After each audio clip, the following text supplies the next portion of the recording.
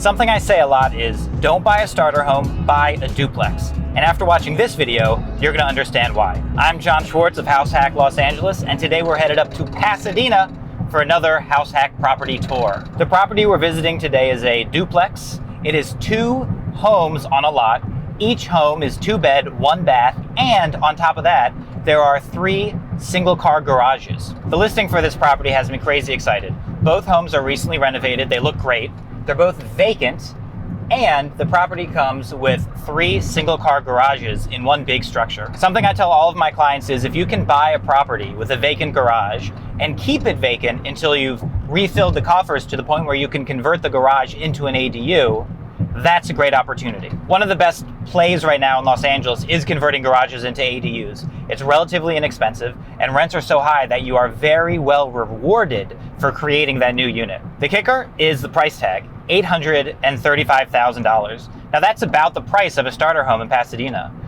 Honestly, there's no reason to buy a starter home in Pasadena when you could instead buy this property. Now look, based on the rental income that this property can generate, it's underpriced at $835,000, and I think it will sell for more. But even up to like $900,000, it's a really good buy. Not just because of the income it generates now, and not just because $900K is what it might cost you for a really cute starter home in Pasadena, but because of that ADU potential down the road. So we're almost at the property. We're gonna take a look, and then of course we're gonna head back to House Hack Los Angeles HQ to go over the numbers. And not to spoil anything, but the numbers look pretty damn good on this one. So I hope to see you there. So first impression, it's a lovely parcel. You have 2 separate structures on the lot. It's a nice green parcel surrounded by a wrought iron fence. And also both of these units have been recently renovated and they're in great shape. We'll come inside the first unit, and the first thing I want you to notice is the floor. This is luxury vinyl plank flooring. It's durable, it looks good, it's waterproof, so it goes throughout the entire home. This is the kitchen, of course. It needs a refrigerator. But look at the styling. It's contemporary and modern, but not overdone. And next to this pantry here, you have hookups for a washer and a dryer. It's a great large kitchen. Past the living room, you have a hallway. Directly across is the bathroom with nice tile in the shower. Obviously there's a toilet. You can see the luxury vinyl plank flooring continues right into the bathroom. Here's bedroom number 1. And guys, this was just like a nice, clean, well done flip. Everything is very stylish and simple. And here's bedroom 2. Both bedrooms are, a little small, but absolutely fine. There's the thermostat, which controls the heating element. Both structures have heat, but not air conditioning. We'll come back outside and walk down the path to the second unit. Also, very recently renovated. Looks to be in great shape inside and out. When we come into the second unit, the first thing we'll notice is hardwood flooring. And this is the original hardwood floor. To get a floor like this nowadays would be really expensive. I'm entirely positive that this is the original floor redone. Coming to the kitchen, we have the same clean, contemporary styling. That's not overdone. And again, we have washer and dryer hookups next to the little pantry. Fantastic. And once again, we come back into a rear hallway. Bedroom number 1 is on one side of the hallway. And again, the colors are clean, simple, and contemporary. Come down the hallway to bedroom number 2. Again, these bedrooms are kind of small, but not outrageously small. And finally, a bathroom. This bathroom has a tile floor, and you can see there's a shower insert instead of tiling, but I would take the shower insert and the hardwood floors any day. And then finally, the piece de resistance. So here is a driveway. You could fit 4 cars here, 2 tandem side-by-side situations. And then here is the 3-car garage. I measured the garage, and it is 674 square feet, which is large enough for a large 1-bedroom. You could even possibly squeeze a 2-bedroom apartment in there. I opened up the doors to take a look inside, and the insides look great.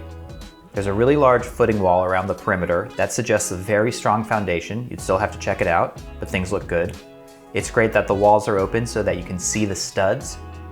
And this structure is just ideal for an ADU conversion. All right, guys, we're back at House Hack Los Angeles HQ, and I really can't overstate my enthusiasm for this property. It's a gem. It's the perfect example of the duplex you should buy instead of a cookie-cutter starter home. It costs the same as a Pasadena starter home, but the numbers are so much more advantageous and will put you in such a better position in a couple of years. Sure, the bedrooms are kind of small and the floor plans are boring, but wait till you see the numbers. Plus, you have an empty, conversion-ready garage, perfect for a one-bed, one-bath ADU. I love LA investments that have a future investment built in. This year, I've helped 2 clients acquire vacant duplexes with garages perfect for ADU conversions. And in one of my own investments, we're converting the garage behind a fourplex into 2 ADU units. There's really no better return on investment in Los Angeles than ADU conversions. But I digress. To underwrite this property, I'm using a spreadsheet of my own design called, appropriately, the House Hack Calculator. I made the first iteration of this when I was looking for my house hack, and you can get your own copy for free at www.househack.la/calculator. Now, let's dig in. So we start with property information, the address and type, a duplex, and the rents for each unit. Because this property is delivered vacant, current rents and market rents are identical. If you're shopping for a house hack in a rent-controlled market, it's important to understand your market's rent control regulations and use the actual current and market rents, as the difference will affect your underwriting. For market rents, I use the median rental amount for the address as reported at rentometer.com, which is a subscription website. For free, you can check out nearby listings on apartments.com or Zillow.com and come up with your own market rent number. Next, we have purchase information. This duplex hit the market about 6 weeks ago, went into contract within days, and escrow closed about a week ago. So we know what the property sold for, $872,000. Now, this was well over the asking price of $835,000, but it's still a great deal. Let this be a mini lesson right up front. Just because you're paying over list doesn't mean you're not getting a great deal. List price is just a number that a listing agent made up. It's a marketing tool. When you're shopping for a great house hack, it's important to understand your own goals and metrics and buy based on those. Again, I digress. For down payment, we'll input the conventional loan minimum for a duplex of 15%. That leaves us with a down payment of $130,800, a loan amount of $741,200, and we'll underwrite at an interest rate of 3%, which is about par right now. Looking at cash to close, we have our down payment, no upfront mortgage insurance, as this is not an FHA loan, an estimated 2% in closing costs, and a $5,000 renovation budget. Now, this property needs no renovation, but we should allot $5,000 for new fridges and washer dryers for each unit. This brings the total cash to close to $153,240. All right, hopping up to the forced equity module, I'm going to set the ARV at the purchase price plus our reno budget. In other words, I don't think we're actually creating any equity by buying appliances, so I've entered an ARV that tallies up $0 in forced equity. On to the pro forma. First, just a word about bookkeeping practices. Numbers in parentheses are negative numbers, which represent money going out. Numbers that aren't in parentheses, like this income number, are positive and represent money coming in. Capiche?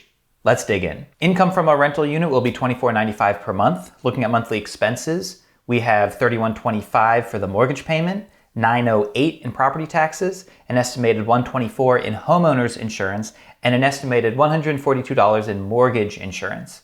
The homeowners and mortgage insurance estimates are just that, and we would dial these numbers in during escrow. We're considering a property management fee of $0 because we'll be managing the rental unit ourselves. Utilities refers to your tenant's utilities that you're responsible for, and in most small multifamily in Los Angeles, the landlord pays for the tenant's water, which I estimate at $60 per unit. If you're not in LA, you'll have to investigate the utility situation in your own market. Maintenance and CapEx reserves refers to things you'll have to fix or replace over time, like water heaters and roofs, and I estimate 7% of rental income for a nicely renovated property like this. Maintenance and CapEx as a percentage of rental income tends to be lower in Los Angeles because rents are so high. For other expenses, I've thrown in $100 a month for landscaping, though I know it can be done for less. And for vacancy, I'm estimating 5%, which is LA's long-term vacancy average. Total expenses come out to $4,758, meaning a negative cash flow of $2,263. To put that in simple English, your monthly cost to live in one of these units as the owner of the property is $2,263. So look, First of all, you're already paying less per month to live in one of these units as the owner than as a renter, right? $22.63 versus $24.95. That's a savings of $232 per month. Now, your down payment was a little over $150,000, so $232 a month isn't a huge return, right? That comes out to about a 1.8% return on your down payment funds. Not huge, but way better than the online savings account where the funds are sitting before purchase.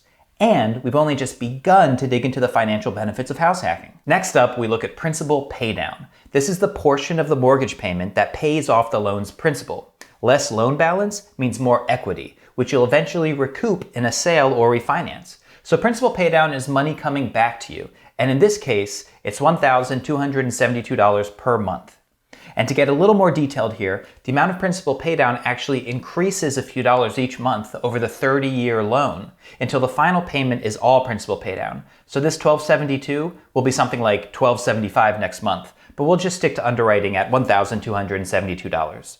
So what I like to do is add our negative cash flow to our positive principal paydown to arrive at what I call your rent equivalent, i.e. the amount of money that leaves your pocket never to be seen again, like rent.